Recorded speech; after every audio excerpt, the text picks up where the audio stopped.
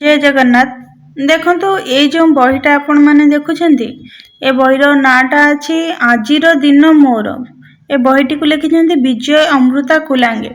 ए बहीटा गोटे आपन को साधारण बहीटी लागि पड़थाय, किंतु ए बही रे एमिति किछि जिंस अछि जो जिंसटा कि जो कथा जो घटनावली गुडी को वर्तमान समय रे पिला माने जानिबा दरकार, बुझिबा दरकार। कहीं ना ए गोटे बही एथिरे किछि केवल खाली गप लेखा हैनी, एथिरे गोटे मनीषर तार संपूर्ण जीवन कहानी लेखा है। जो जीवन कहानी कौनसी गप उपन्यास ठारू किछि भी कम नुहे। ए बही रे रही जनकर जीवनर संघर्षर कहानी, किभଳି भाबरे जणे व्यक्ति गोटे पिला छोट पिला अवस्थारू तार जीवनर लक्ष्य को पाइबा को बहुत घात प्रतिघात दे तार लक्ष्य को पाइछि।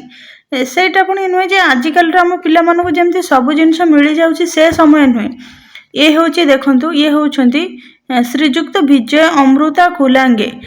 ये वर्तमान आईएएस आमर अच्छी वर्तमान आमर जो ब्रह्मपुर रही ब्रह्मपुर कलेक्टर रही ये बहीटी लेखा हवा समय किंतु से गंजाम जिलापाल भाव में काम कर वर्तमान समय ये जो व्यक्ति जनक आपण मैंने देखुना ये बहीटे संपूर्ण जीवन कहानी वर्णना करछंती। से एमिति गोटे परिवार पिला थिले जो परिवार रे कि आजिकल समय पिला मानू स्टडी टेबल मिल जाउछि, सब किछि मिल जाउछि, किंतु तांको से सब बहुत दूरर कथा। तांको बापा जने साधारण दर्जी थिले आ माँ बिलरे मजूरी खटुथिले। आ ये जो व्यक्ति जनक आपण माने देखुछंती विजय अमृता कुलांगे, ए तांको जीवन रे तांकर जो लक्ष्य पाइबा को बहुत पथभ्रष्ट होइछंती। पथभ्रष्ट हेइ नांती, तांकर लक्ष्य पाइबा पई से बहुत चेष्टा करिछंती, किंतु पैसा अभाव रो कोनोसी पारिभाषिक परिस्थिति को प्रभाव रो तांकर से पाइबा को चाहुथबा जिंस तांका हाथ मुठार टिके टिके रे खसीची। ये एमिति जन छात्र थिले, किंतु देखिबा गले आंकर जे बाबा थिले तांका बापा जने दर्जी थिले, अल्प पैसा रोजगार करुथिले मध्य, किंतु से पिलांको सठिक दिग्दर्शन देथिले। पिलांक प्रति तांकर शासन थिला, पिलांक प्रति अनुशासन थिला।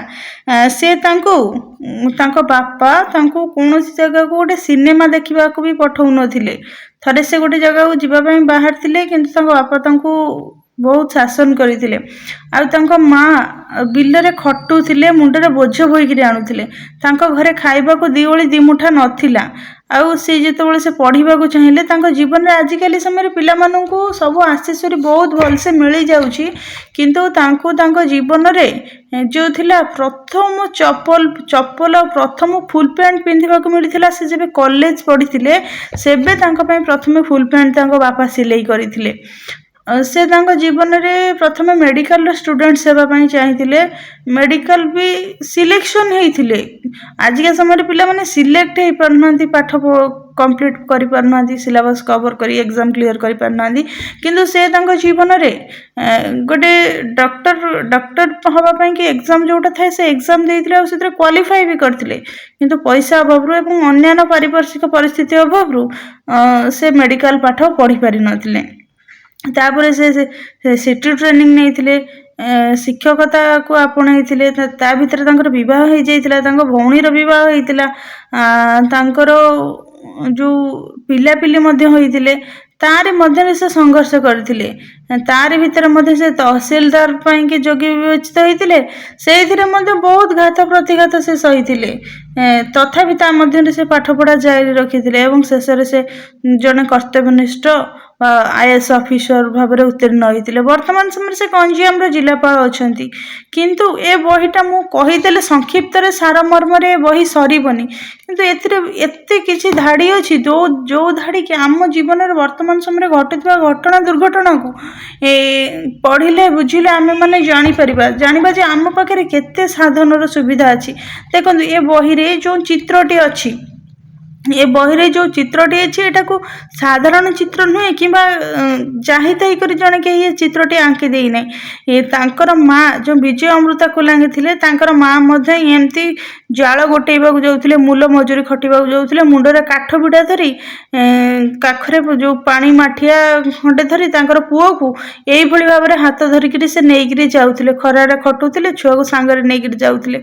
बहुत घात प्रतिघात से समय रे तांको एरिया रे ଦୋତାଲା ଘର ନଥିଲା, କିନ୍ତୁ ଯେତେବେଳେ ବିଜୟ ଅମୃତା କୁଲାଙ୍ଗ ସାର୍ ମାନେ ସେତିକି ସଫଳ ହେଲେ, ପ୍ରଥମେ ତାଙ୍କ ଘରର ଦୋତାଲା କରିବା ପାଇଁକି ଚାହିଁଲେ, କିନ୍ତୁ ଗାଁ ଲୋକ ବିରୋଧ କରିଥିଲେ। କିନ୍ତୁ ସେ ଯେଉଁ ଅନ୍ଧବିଶ୍ୱାସ ଥିଲା ତାକୁ ଦୂରୀକରଣ କରିବାରେ ବିଶେଷ ଭାବରେ ତାଙ୍କର ଯେଉଁ ପଦକ୍ଷେପ ନେଇଥିଲେ ତାହା ଠିକ୍ ଭାବରେ କାର୍ଯ୍ୟ କରିଥିଲା।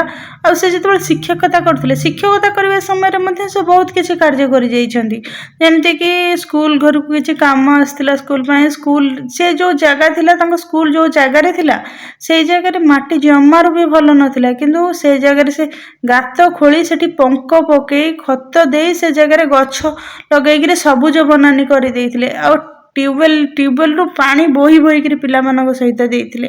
ବହୁତ କିଛି ଘଟଣା ଦୁର୍ଘଟଣା ଅଛି ତାଙ୍କ ଜୀବନ କାଳ ମଧ୍ୟରେ। ଆହୁରି ମଧ୍ୟ ତାଙ୍କ ଜୀବନ କାଳ ମଧ୍ୟରେ ସେ ଜଣେ କର୍ତ୍ତବ୍ୟରତ ଅଫିସର ଭାବରେ କାର୍ଯ୍ୟ କରିବା ସମୟରେ ବାଲିଘାଟ ଯେଉଁ ଥାଏ, ବାଲିଘାଟରେ ଅପରାଧୀମାନଙ୍କର ମଧ୍ୟ ଶିକାର ହେଇଥିଲେ, ମାଡ଼ ଖାଇଥିଲେ। ଆଉ ଥାଏ ଯେଉଁ ବଜାର ଥାଏ, ଗୋଚର ଜାଗାରେ ବଜାରକୁ ଭାଙ୍ଗିବା ଏତେ ସହଜ କଥା ନୁହେଁ। ସେଠି ଲୋକମାନଙ୍କର ଅସୁବିଧା ଥିଲା। ସେ ଜଣେ ପ୍ରଶାସନିକ ଅଧିକାରୀ ଭାବରେ ପଦକ୍ଷେପ ନେଇ ଲୋକମାନଙ୍କର ସୁବିଧା ପାଇଁ ସେ କାର୍ଯ୍ୟରେ ମଧ୍ୟ ହସ୍ତକ୍ଷେପ କରିଥିଲେ। ନିଜ ଜୀବନରେ ତାଙ୍କୁ ବହୁତ କିଛି ଘାତ ପ୍ରତିଘାତ ସହିବାକୁ ପଡ଼ିଛି। এইভাবে ভাবে ମୁଁ ତ କହିଦେଲେ ଏଇଟା ହେଇଯିବନି, କିନ୍ତୁ ଏ ବହିଟାକୁ ଯିଏ ପଢ଼ିବେ ନା, ଏ ବହିଟା ପଢ଼ିଲେ ଆପଣମାନେ ଜାଣିପାରିବେ ଗୋଟେ ମଣିଷର ଜୀବନ କେତେ ଉତ୍ଥାନ ପତନ ଦେଇ ଗତି କରିଥାଏ। କିନ୍ତୁ ବର୍ତ୍ତମାନ ସମୟରେ ଆମେ କହୁଛେ ଯେ ନା ଆମ ପାଖରେ ବହୁତ ଅସୁବିଧା ଅଛି, କିନ୍ତୁ ଏଇ ବହିଟା ପଢ଼ିଲେ ଆପଣ ଜାଣିପାରିବେ ଅସୁବିଧା କ'ଣ ସୁବିଧା କ'ଣ। ଏଇ ମଣିଷଟି ଯେତେବେଳେ ତାଙ୍କ ଘରେ ଯେତେବେଳେ ବାବା ଦାଦା ଯେତେବେଳେ ଅଲଗା ହେଇଗଲେ, ତାଙ୍କ ପାଠ ପଢ଼ିବା ପାଇଁ ଗୋଟେ ଜାଗା ନଥିଲା। ତାଙ୍କର ଯେଉଁ ଘର ଯେଉଁ ଚାଳି ଝାଟି ମାଟିର ବଖରାଇ ଘର ଥିଲା, ସେଇଥିରେ ତାଙ୍କ ବାପା ଗୋଟେ ସାଇଡ଼୍ରେ ଖଣ୍ଡେ ପାଲଟାଇ ଟାଙ୍ଗିକିରି ଲୁଗା ଖଣ୍ଡେ ଟାଙ୍ଗିକିରି ଟିକିଏ ସାଇଡ଼୍ କରିଥିଲେ ସେଇଠି ସେ ପାଠ ପଢ଼ିବା ପାଇଁକି। ପାଖରେ 5 ଟଙ୍କାଟେ ନଥିଲା ଖାଦ୍ୟ ଖାଇବା ପାଇଁ ଟିଫିନ୍ ପାଇଁକି, ସେ ଟିଫିନ୍ ଘରୁ ତାଙ୍କର ଡବା ଯାଉଥିଲା ସେତେବେଳେ କଲେଜରେ ପଢ଼ିବାକୁ ଚାହିଁଲେ।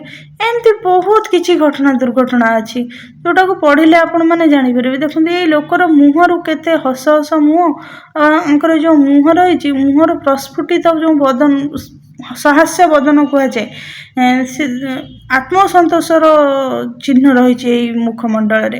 ତେଣୁକରି ତଥାପି ମଧ୍ୟ ସେ ନିଜ ଜୀବନ କାଳ ମଧ୍ୟରେ ଏତେ କାର୍ଯ୍ୟବ୍ୟସ୍ତତା ମଧ୍ୟରେ ଥାଇ ମଧ୍ୟ ଆମର ଯେଉଁ ସମାଜରେ ପିଲାମାନେ ରହିଛନ୍ତି, ଛାତ୍ରଛାତ୍ରୀମାନେ ରହିଛନ୍ତି, ସେମାନଙ୍କୁ ପ୍ରେରଣା ଦେବା ପାଇଁକି ସେ ତାଙ୍କ ନିଜ ଜୀବନୀ ଗୋଟେ ପୁସ୍ତକ ଲେଖିଛନ୍ତି। ଏହା ମଧ୍ୟ କମ୍ ଛୋଟିଆ କଥା ନୁହେଁ।